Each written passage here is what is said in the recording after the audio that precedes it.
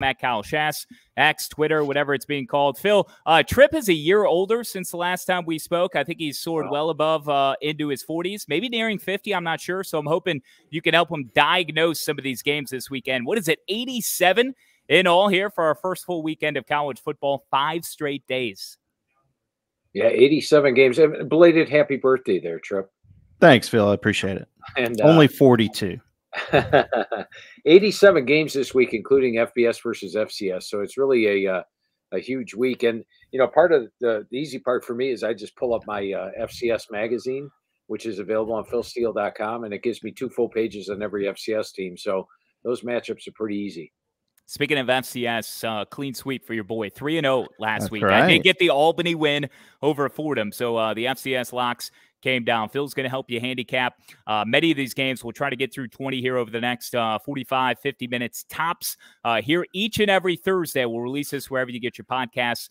College Sports Now, of course, his appearance with Stephen Hartzell and Wayne Cook. Just go back one more episode in your feed and head to PhilSteele.com for more information. Phil, let's go ahead and get right after it. We've got a smattering of games on Thursday and Friday. Of course, football games all the way through Monday, concluding with Duke hosting Clemson. We'll talk about that one, of course, but let's start in the ACC and really a showdown in what is AAC territory, independent territory. UConn, the Huskies taking in NC State. Wolfpack are favored by 14, 46.5 is the number. 7:30 game on CBS Sports Network. A couple of new quarterbacks for each team, and Brennan Armstrong coming from Virginia to NC State. How do you shake this one out here on Thursday night in stores?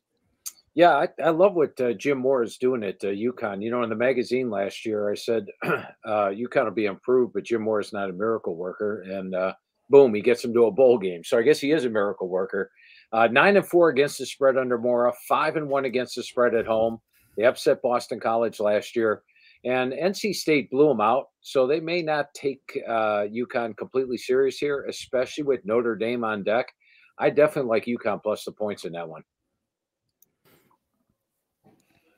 Florida and 14th ranked Utah. Tripp, I know I stole a little bit of your thunder there, but this is a 4.5 spread, a number that started what? Tripp, was it at 6.5? And then the news of Cam Rising went out. So this number has been coming down this week. I don't know if it makes it more tantalizing for somebody like Tripp, but for me, it makes me shade more towards the Utes. 44 is the total number, 8 o'clock on ESPN. Again, a Thursday night game, a rematch of last year's meeting in Gaines, Vegas, as the Netflix documentary has eloquently personified what Gainesville is referred to. So Florida and Utah, the Utes come in ranked as the 14th best team in the landfill. Gators and Utes, it was Florida who picked them off a year ago. How will things shake out, do you feel, in Salt Lake City tonight? You know, prior to Cam Rising being injured and probably out for this one, I really liked Utah. I mean, you got the Utes, a team that hasn't lost at home in a non-COVID year.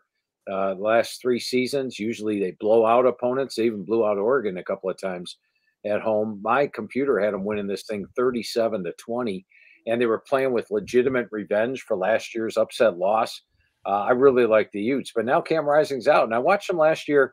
They played Washington State with Bryson Barnes at quarterback, and I was nonplussed with how he did. Now, granted, he's got an extra year of experience running the offense. The line has dropped sharply, as you mentioned, down to 4 points in the game. I'd still lean with Utah to come out of here with a win with the home field edge, better overall team. I think they have the line of scrimmage advantage. In fact, when I talked to Coach Winningham, he said he felt Utah had the best combination offensive line, defensive line in the country. I think they're up there, maybe top 3, top 5. So with that line of scrimmage edge, home field edge, I still like the Utes. Pretty hard to beat Utah up there in Rice-Eccles. I worry about those Florida boys being able to breathe up there in that thin air. But let's jump to some more Florida boys on Friday night, 7 o'clock kick between Miami of Florida. They're hosting Miami, Ohio. Hurricanes are giving up 16.5. The total's at 45.5. It's year 2 for Cristobal down there in Miami. Last year, they went 5-7, very disappointing, but they've got Tyler Van Dyke coming back for a 3rd year as a starter. Miami, Ohio, they've got this kid, Brett Gabbert. You're not going to believe it. His brother Blaine made it to the NFL. That's about all I know about him. But is there any reason to shy away from the Hurricanes, giving up a pretty big number here in 16.5? Well, I think if this was a bowl game, I'd like Miami of Ohio because Chuck Martin's 3-0 in bowl games, gets his team well prepared. As you mentioned, they've got Gabbard at quarterback. And last year, Miami had a very inexperienced defense. This year, they're very experienced on the defensive side of the ball. So they're a clear threat to win the MAC East this year. And Miami of Florida is a very poor home favorite under Mario Cristobal. So you've got those advantages going in Miami of Ohio's favor. However, and Tyler Van Dyke hurt his hand. He'll probably play here, but you're wondering a little bit about if he's going to be 100%. But the reason I like Miami of Florida in this is a couple of years ago, Miami was sort of waffling. Miami of Ohio was waffling with sort of a mediocre team. And then Chuck Martin, their head coach, decided that he was going to focus on the MAC games. And since then, they are 4-16 against the spread in non-MAC regular season games. But they've done tremendously well in MAC play. They're 0-6 in road openers. And when I talked to Cristobal this year, going over the squad with them, he was buoyant in the conversation, greatly improved, both the offensive and defensive line. Van Dyke's got an offense that fits him well. The spread's under 17, I think, because of the Van Dyke injury. News has dropped it from 17.5 down to 16.5. I like Miami of Florida. They need a win. They're off a losing season. They're at home. Even with A&M on deck, look for them to get a nice confidence-building win here.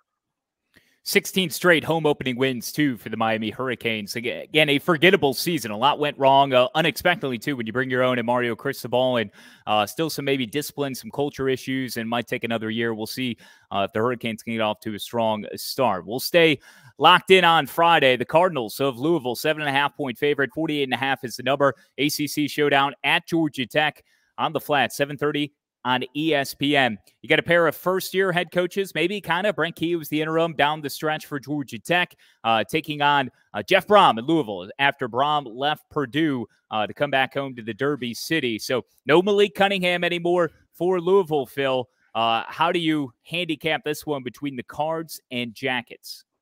Yeah, and Jeff Brom brings in a quarterback that's very familiar with his offense. When I played for him at Purdue last year, was out at California. And so I think that's a nice advantage for Louisville to have.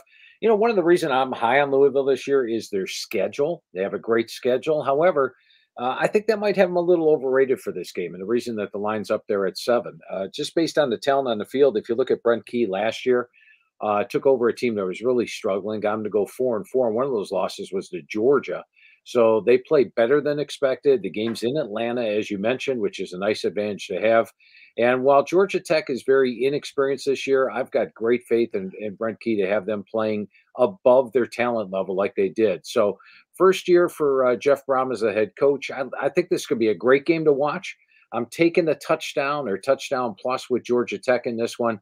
I do think Louisville wins the game, but I think it'll be a tight one.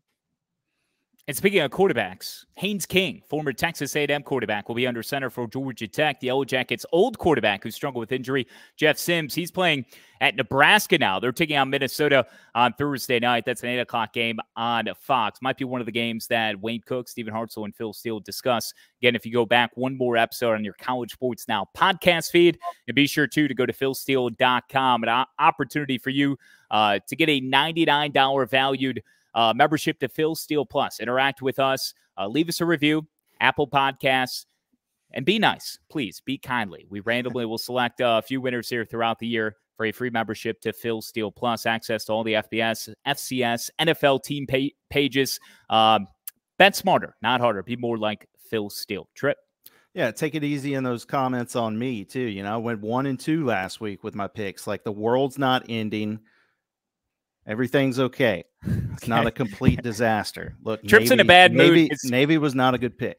Tripp's in a bad mood because he's not stuffing his face with the wings out in our lobby right now, Phil. College Colors Day, first Thursday, heading into kickoff weekend. There's beer, there's wings, and we can't enjoy any of it, but there's no other place we'd rather be than with you right now, Phil. Well, thanks for inviting me, guys. All right, let's finish up Friday with the late game. Stanford at Hawaii. Stanford -3.5. The total at 57.5. We see the beginning of the Troy Taylor era for Stanford. Tanner McKee's gone. Don't think we know who their QB is yet. But Hawaii, we got to look at them last week. They rallied. They kept it close against Vanderbilt on the road. They actually outgained Vanderbilt in that game. I think 391 to 297. So a big edge for Hawaii there. And now they've got a game under their belt. They've got their first home game of the season. What do you think here, Phil? You going to lean with Hawaii again this week? Yeah, Hawaii's actually covered 8 of their last 9 games, so you got to like that. And they're dangerous at home. And so there's a lot of things to like about Hawaii. I was impressed with them last week. As you mentioned, they had about a 100-yard edge in that game and ended up covering against Vanderbilt. And Stanford's completely rebuilt. I mean, they've got like 3 starters back on offense, 3 on defense. They lost the majority of their offensive line, new quarterback. So this is a great situation for a possible upset. But while I say that, the one negative I have on this game is Hawaii was expecting a earlier game on the East Coast. That game got delayed, so they late flight back on a Saturday from the East Coast. Now they're playing on a Friday. So it's a short week for Hawaii, but I like Hawaii to possibly pull the upset here. Phil, let's move to Saturday. Big dog right out of the gate and Peacock's debut of the Big Ten Conference, as Michigan will be on full display, minus Jim Harbaugh and the offensive coordinator, self-imposed penalties relating to impermissible hamburgers during the COVID season, potentially, but it'll be ECU making their first visit to Ann Arbor, and the second-ranked Wolverines. Michigan is favored by a juicy number 36. Again, no Jim Harbaugh on the sidelines for this one. 51.5 is the total. Michigan has won 25 of 28 overall, 15 straight wins at Michigan Stadium. ECU, maybe with a little bit of mojo, something they hadn't been accustomed to for nearly a decade, off consecutive winning seasons for the first time since 2013 and 2014, but gone is the FBS 11th leading passer all time in Holden Ahlers. What kind of chance did the Pirates stand in covering that fat 36 that the Wolverines are laying? Yeah, and first of all, I don't think Jim Harbaugh's absence will mean a doggone thing here because he's been with the team all week.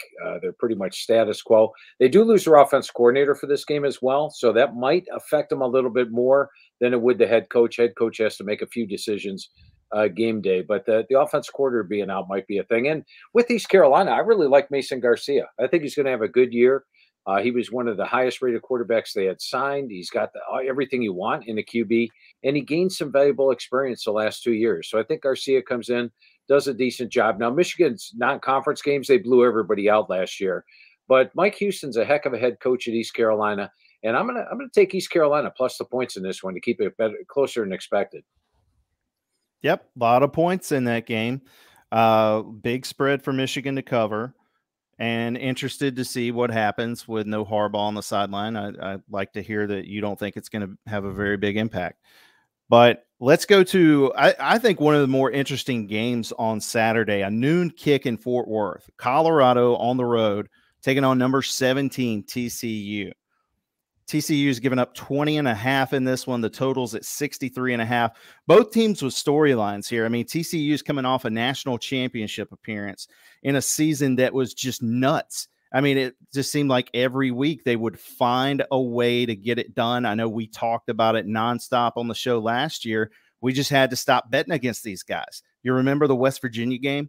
Still makes me sick. Oh, 4th down. I mean, just a brutal way to pull out that win when I know we were all on WVU that game. But no more Max Duggan, no more Quentin Johnston. What's that? Thanks for bringing that up. Yes. I'm not trying to bring down the vibe here. But we should get our first look at Chandler Morris on Saturday, from what I understand. And then Colorado, Coach Prime inherits a 1-11 Buffalo squad. He's bringing his son to play quarterback. He ripped away Travis Hunter, the guy he ripped away from FSU to begin with. Now he steals him from Jackson State to take him to Colorado. Big spread here, though, 20.5. Where do you land on the Buffaloes and the Horned Frogs? You know, it's interesting. When I did the first right through of the magazine, I was thinking big step back for TCU because, as you mentioned, Tripp, they caught every break in the world last year. They were down big in the fourth quarter, numerous games, pulled them out, somehow escaped with wins. Well, we're playing pretty good at the end of the year. But after talking to Coach Dykes, you know, we were going over the positions, and he actually felt better about some of the positions than they did last year. at this time with the team. He felt they were improved over last year's squad in a couple of the positions. And remember, Chandler Morris actually beat out Max Duggan for the starting quarterback job last year. He just got injured in the opener. So I think they're in pretty good shape. I do think a lot of the head coaches are not thrilled with what's going on in Colorado, which is basically starting from scratch. They kicked every player off the team or got him to leave, and now he brings in an entirely new team. And when you look at Colorado, they lost a lot of players after spring practice. So this team they're bringing in is brand new and have had 1 month to gel together as a team. I think that's going to be tough. While the players they brought in are an upgrade over what they had last year, I think that the team concept has me thinking TCU, and I don't think coaches are going to take it easy on Coach Prime. Remember, Dykes has to coach against them or recruit against them next year because they're both going to be in the Big 12. So I like TCU minus the points in this one.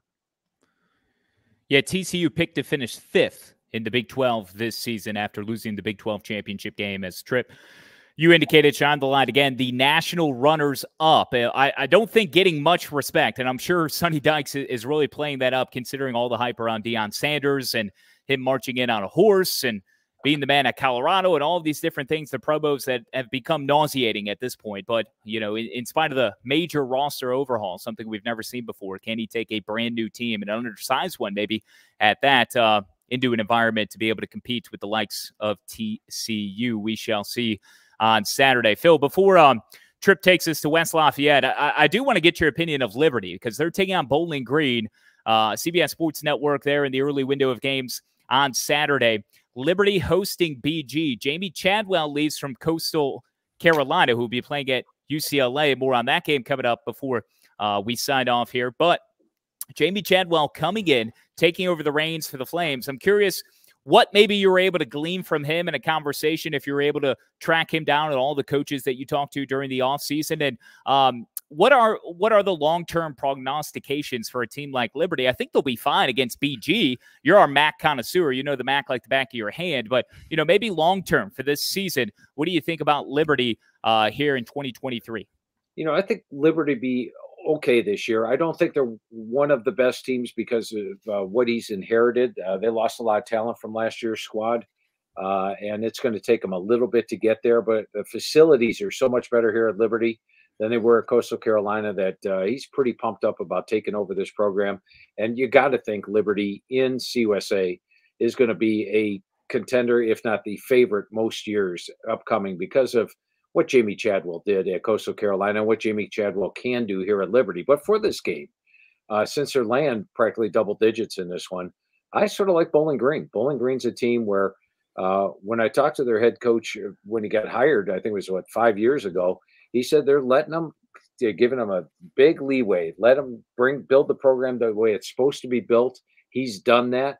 He's recruited freshmen. He's built them on freshmen, and they're a talented team coming into the year. And they're also Bowling Green 7-3-1 against the spread as a away dog. Remember, 2 years ago they upset Minnesota on the road. So I think BG keeps this one closer than expected. Could potentially even pull the upset. They've got the experience edge. They've got a longtime head coach versus a first-year head coach. I do think the long-term outlook on Liberty very bullish with Jamie Chadwell. But for this game, I like BG plus the points.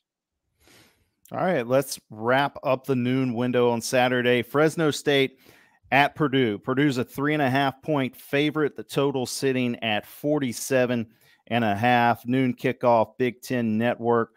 Fresno State started 1-4 last year before they ripped off 9 in a row. They won the Mountain West. They won the LA Bowl, but that was with Jake Haener, who's now gone. They're bringing in Mikey Keene, the transfer from UCF. And another quarterback change at Purdue as well. Aiden O'Connell, gone after leading them to the Big Ten title game last year. Now enter Texas transfer Hudson Card, who's got some experience. He played in 20 games over the last couple of years. I think five of those came in starts. This is the first meeting between Fresno State and Purdue. Do you have a lean on this one, Phil?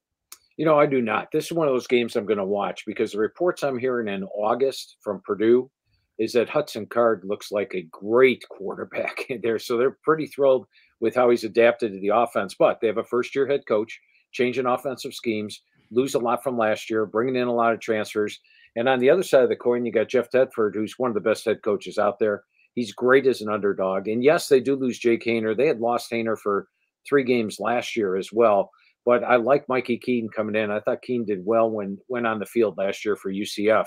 So to me, this game is a toss-up, right? I would have put the spread at 3 or 4 points. That's where it is. But I'm going to learn a lot about both teams just by watching this one. Phil, I want to take you out to Seattle in Montlake. 14 Huskies are favored by, ranked 10th nationally. Kalen DeBoer in Washington. It's year 2 under DeBoer. They're hosting Boise State. 58.5 is the total. 3:30 on ABC. Michael Penix is a Heisman hopeful. He finished 8th last season. Just an incredible year, transferring over from Indiana, reuniting with Kalen DeBoer. A lot of expectations around this Washington team, as the preseason number next to their name would indicate. But for Penix, 4,000 passing yards, 31 touchdowns, 8 interceptions only a year ago. A team with so many expectations, yet only favored by 2 touchdowns at home against Boise State. Is this kind of a longevity or brand play just because of what Boise State is capable of and really the name in and of itself? Because I would think maybe Washington would be, given a little bit more to the Broncos, but it's a little bit tighter than what I initially thought. Yeah, and last year Washington was very productive, but they did avoid both Utah and USC in Pac-12 play. This year the schedule gets a little bit tougher. With Boise, they made the transition to Taylor Green at the quarterback spot last year, and it was a completely different offense once he took over. This is also a Boise team that actually has been playing better on the road than they do at home. They're 8-2 against the spread as an away dog, 32-17-1 against the spread on the road since 2017. I like the overall talent they have coming back. I think they're the best team in the Mountain West.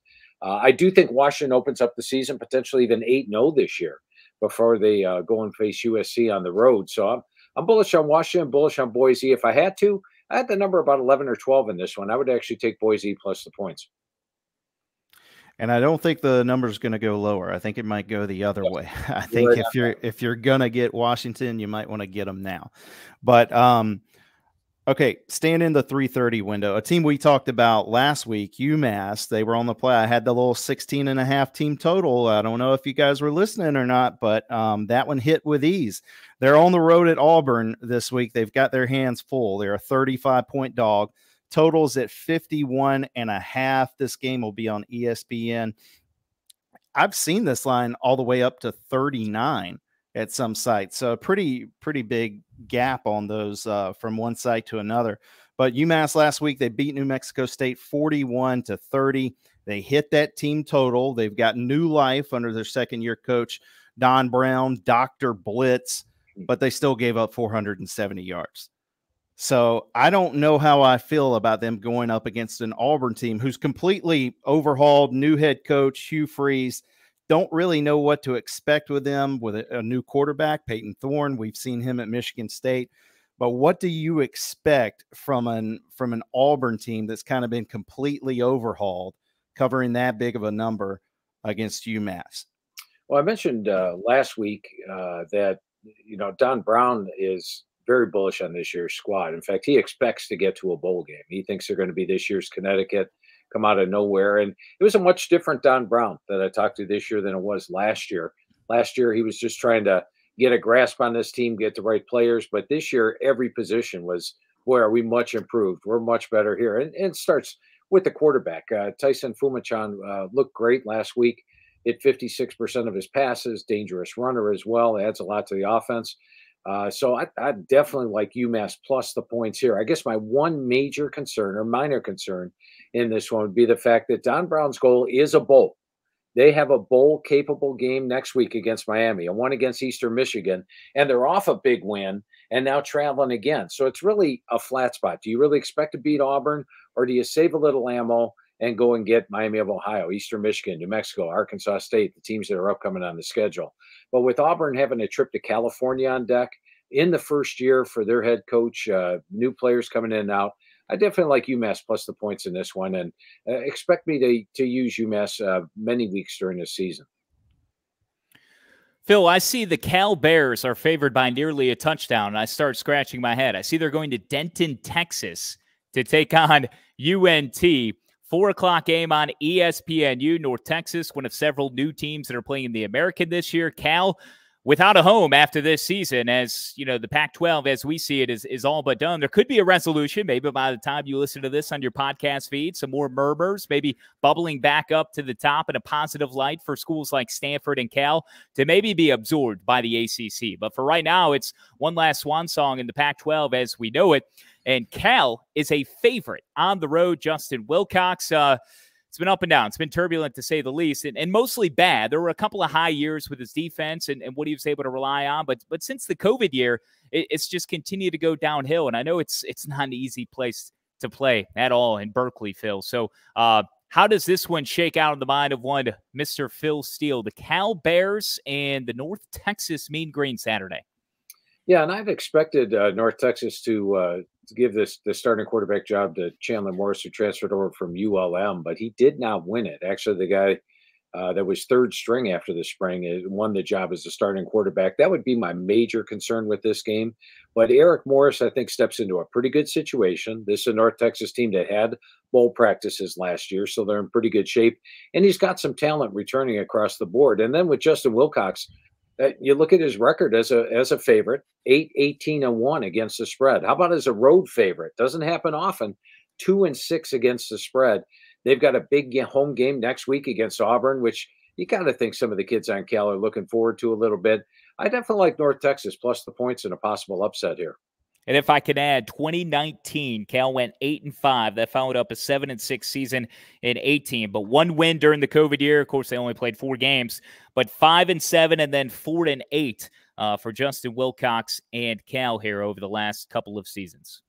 Yeah, we talk about fishy lines sometimes, and that one kind of stuck out to me. I kind of lean North Texas on that one too, just immediately off my average better eye test. Hey, can I plug in a stat on a game we went over already? Of course. Yeah, go ahead, Phil. UMass 9-0 against the spread versus the SEC. Well, how about really?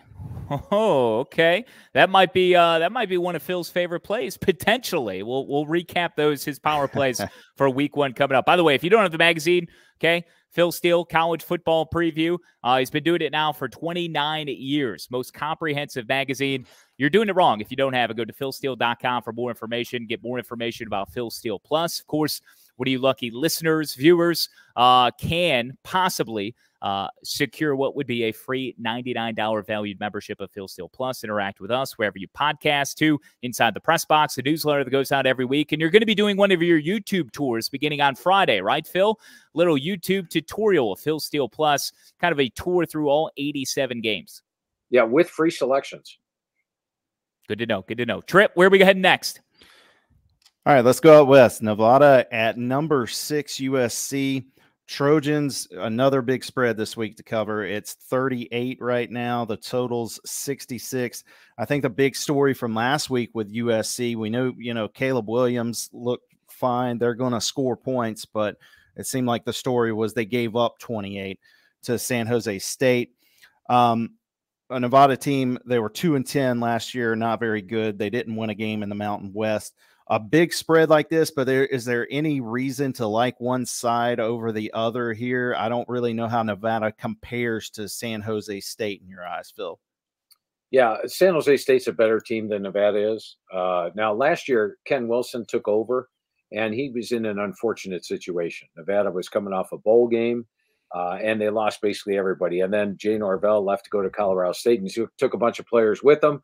Other teams, San Jose got 2 of their top wide receivers last year, so you knew they were going to struggle last season. They opened up 2-0 thanks to turnovers, lost their last 10 games. Nevada's a lot better this year, but this is an explosive USC team. I personally had the line at 38, so if the number was 35, I'd like USC. If the number was 42, I'd like Nevada. Vegas put it right where I had it at 38, and I think that's a reasonable number, so no pick on this one. Okay, fair enough. Let's move on to the evening session of games. This is a really good one right here. UTSA on the road at Houston. Very small number. UTSA -2 is what I've got right now. The total sitting at 60. 7 o'clock kick on FS1. UTSA went 11-3 last season, and they returned Frank Harris, their highly productive quarterback, threw for over 4,000 yards and was 70% on the year, which is just outstanding. Going up against a Houston team that just couldn't stop anyone last season. They gave up 33 a game. They've got our new quarterback coming in Donovan Smith from Texas Tech. It seems like a much more stable situation for UTSA coming into this season. How do you see this playing out here, Phil? Yeah, that's what I'm going to go with. And, last year, Frank Harris actually had LASIK surgery prior to the year. And that's one of the reasons that he had that vastly improved season, I feel, was better eyesight, and it showed on the field. And now you look at this matchup here. Houston, Dana Holgerson, I think, is doing a very good job at Houston. They had a few rough patches last year, but the one thing about Houston is this is a rebuilding year in my mind for them. It's their first year stepping up into the Big 12, and they don't really have a lot of talent returning. So I look for them to be much better next year. But this year, I think a bit of a rebuilding year. UTSA might be the top group of 5 team out there this year. So and UTSA playing with a little bit of revenge. Last year, they lost in 3 overtimes to Houston at home. I see them going on the road and getting the revenge here. I like UTSA minus the points. West Virginia is catching 20.5 as they go to Happy Valley, year 10 for James Franklin at Penn State. Neil Brown, in 4 seasons, he's 22-25. This could be it for Neil Brown here in 2023 if he can't create some sort of positive momentum.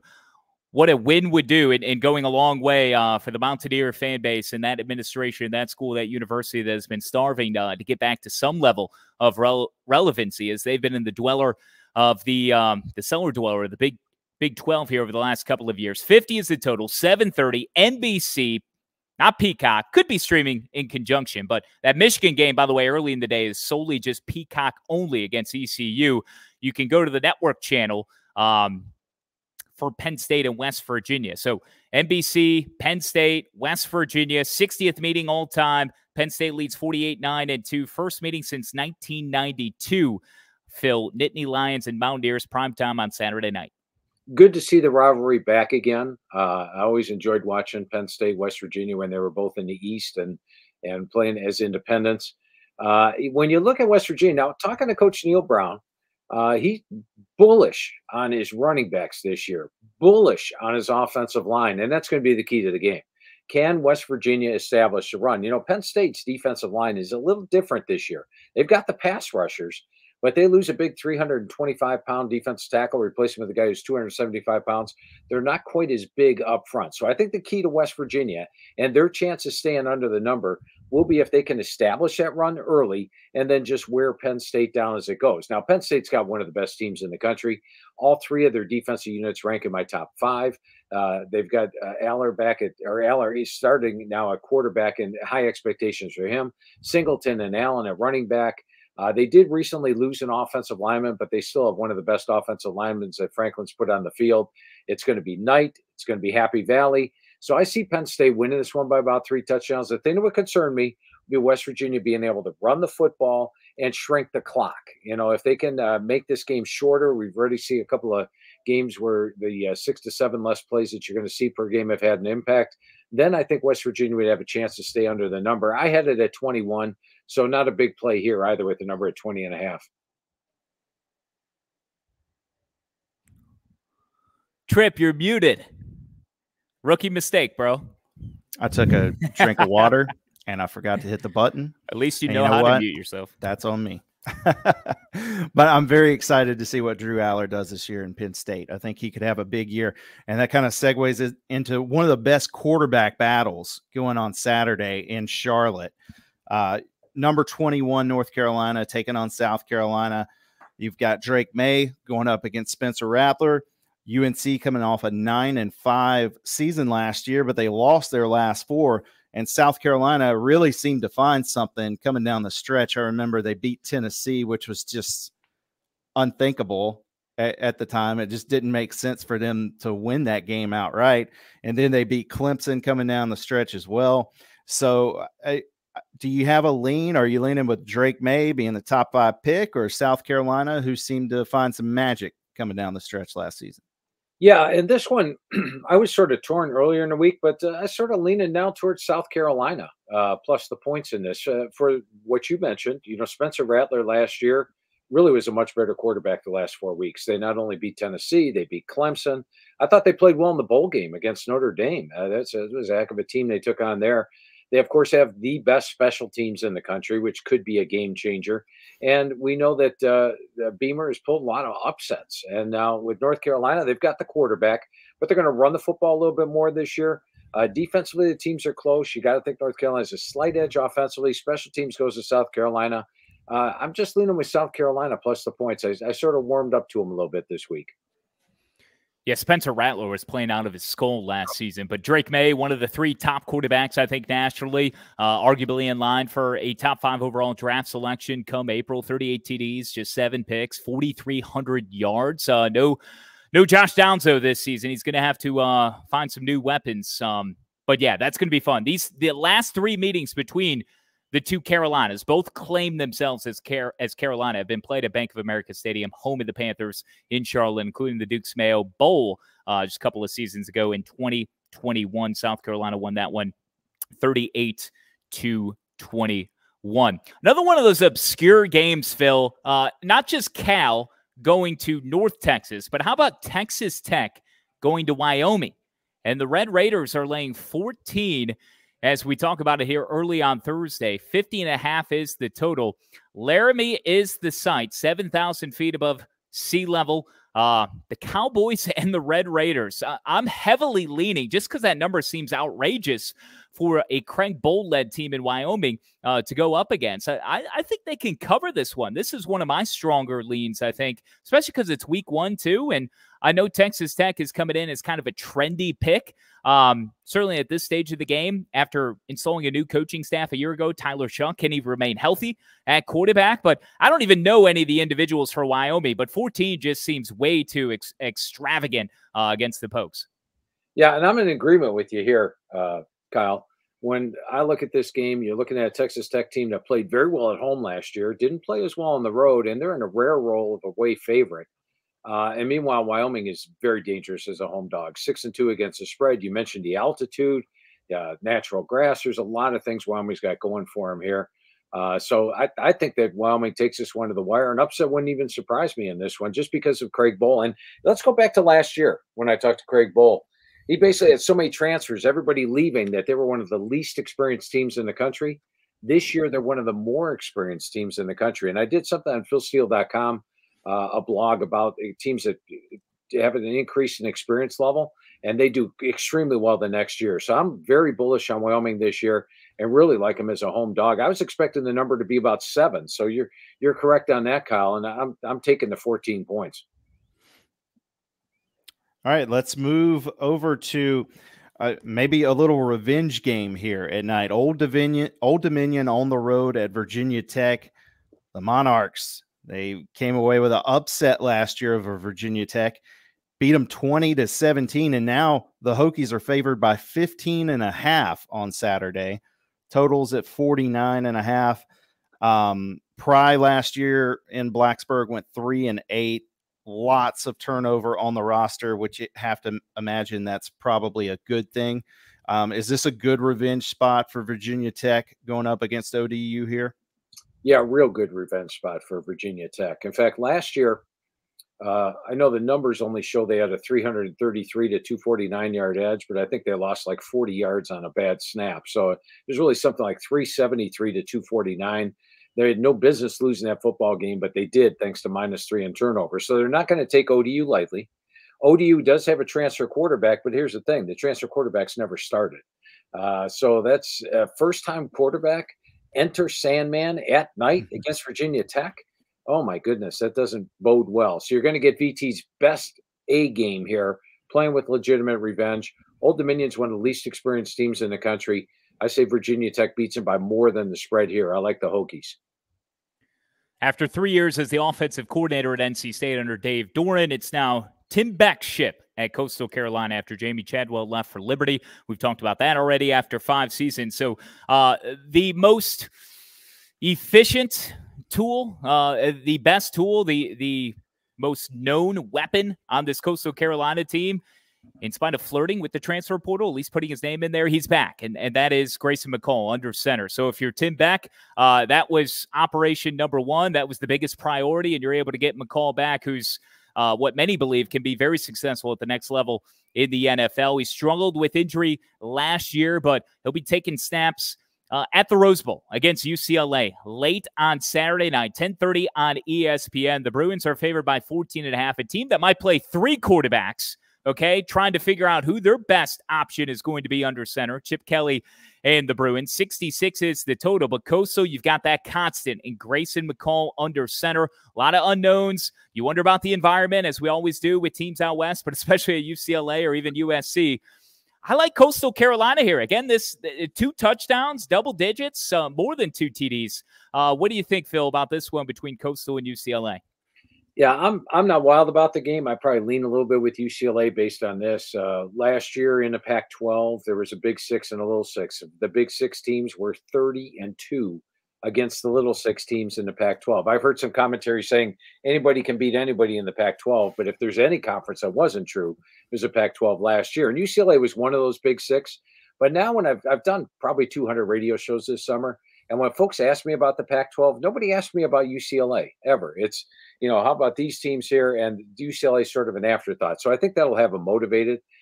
Talking to Coach Kelly, he feels this could be one of his best teams. The quarterback is the big question, but perhaps they find one here. And I guess my biggest concern with Coastal would be the fact that Grayson McCall is learning a new offense. They're switching the offense he's been very comfortable in. They are a more experienced team overall than they were last year. And last year, their losses did come when McCall was injured. But and you wonder how many people are going to be in the stands for UCLA as well after watching what they opened up the season with last year. But I give us a slight lean to UCLA, but I can easily see you with the points there, Kyle. First meeting between those two, also the first for Coastal Carolina against a Pac-12 team all time. You get that right out of the little capsule nugget in Phil's magazine. Again, the college football preview. Find it on newsstands now. Go to philsteele.com for more information. It's 5 straight days to christen week 1, officially the college football season. We talk Thursday, we talk Friday, we talk Saturday. There's more games on Sunday and even one on Monday. But the headliner of the entire weekend, the floor is yours, Tripp. This is your seminal moment, my good sir. Well, thanks. And yes, like the second I saw that we were going to Sunday, I start getting a little nervous. My voice gets a little tight because it's such a big game for Florida State and LSU. But I mean, Florida State with opening up against LSU this year, they don't get the tune-up game. And they've got Clemson looming at the end of September. You figure they've got to win one of those games. They have to get one win out of those two to just remain in the conversation moving throughout the year. But, looking back at last season, I kind of wonder, is Florida State just a team that beat up on the really bad teams and kind of struggled against the good teams? I mean, that makes sense, but their numbers got so inflated against Miami and a couple of other games where they just ran away with it. And last season against LSU, the thing that sticks out to me is I thought Florida State looked like the clear-cut better team for 3 quarters until Jalen Daniels just kind of started running around making plays in the 4th quarter to come back. I mean, you remember LSU muffed 2 punts that set Florida State up with 1st and goals in that game. Florida State came away with 0 points on both of those. They got backed up and missed a field goal on the first one. And then in the 4th quarter, it happened again, and they fumbled going into the end zone. So I think this is just a coin flip game here. I'm really interested to see what Phil thinks about Florida State as a whole coming back here and what their chances are in Orlando going up against LSU. Yeah, last year Florida State was plus 165 yards per game in ACC play. So then you look at the overall body of work they did, they were probably the best team statistically in the ACC. Meanwhile, LSU won the SEC West last year, but we're actually minus 5 yards per game in SEC play, which shows they were maybe a little overrated. Now, this one's interesting, Tripp. When I did the magazine, I do each position. I go through them and rate where each one is and who the top units in the country are. But if you look at quarterback, running back, receiver, offensive line, defensive line, linebacker, and DB, that's 7 really good units. And Florida State, naturally being a top 10 team, ranks in my top units in all 7 categories. The thing that struck me as very interesting after the magazine went to the press was when I was reviewing the numbers, they actually rank in my top 15 of all 7 categories. So this is a loaded Florida State team, loaded with experience, and they're not standing pat. They're not happy with success. They brought in a ton of transfers this year. Keon Coleman comes in, Michigan State's leading wide receiver from last year, and a bunch of other transfers as well. Some starters may not even hold on to their job. So I think when you look at these two teams, I was impressed with Florida State's crowd last year at the neutral site game. I'm going to be impressed with them again here. I think the wrong team's favored. I lean a little bit with Florida State in this one.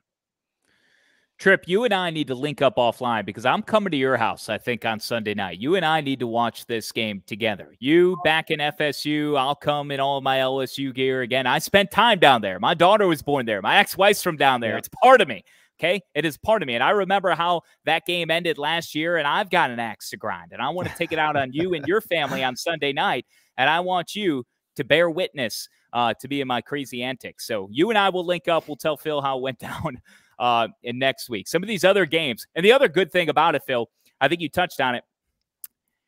Either team can lose and still be in the hunt for the college football playoff. They just really have to run the table at that point. It'd be different in the 12-team format, which will come into play next year. So this might be one of our final opportunities where we can like full-heartedly say like, hey, if Team A loses such a big game out of the gate and can schedule out a conference, ACC, SEC showdown, which, you know, we have been – these have been neglected, or we have been deprived of many more of these major marquee non-conference showdowns out of the gate because people are so worrisome of protecting what they believe needs to be an undefeated record to make the playoff.